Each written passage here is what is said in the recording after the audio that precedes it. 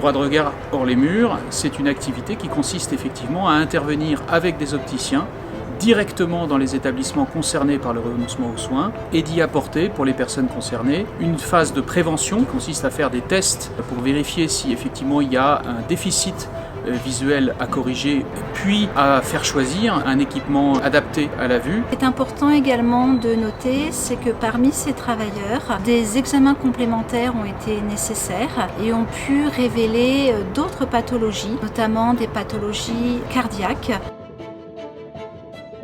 L'objectif d'un ESAT, c'est d'accompagner progressivement les travailleurs handicapés dans leurs projets socio-professionnels, petit à petit les amener vers une insertion professionnelle en milieu ordinaire. Et j'invite tous mes collègues d'établissements médico-sociaux, des ESAT plus particulièrement, sans hésiter de faire ce dépistage, de proposer ce dépistage à leurs travailleurs handicapés.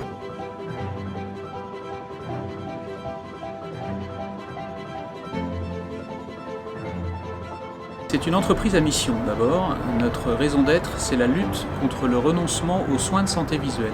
On a mesuré qu'il y avait à peu près un Français sur deux qui renonce à la qualité de leur équipement également.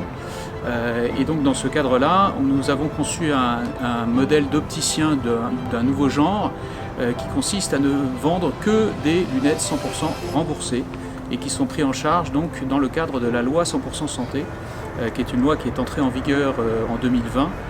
Et qui permet d'avoir une prise en charge à 100% pour tout le monde par la sécurité sociale et les complémentaires santé. Et donc j'ajouterais également que ce n'est pas uniquement pour les travailleurs handicapés, mais effectivement un tout public. En effet. Moi-même je porte les lunettes de droit de regard. Et moi aussi.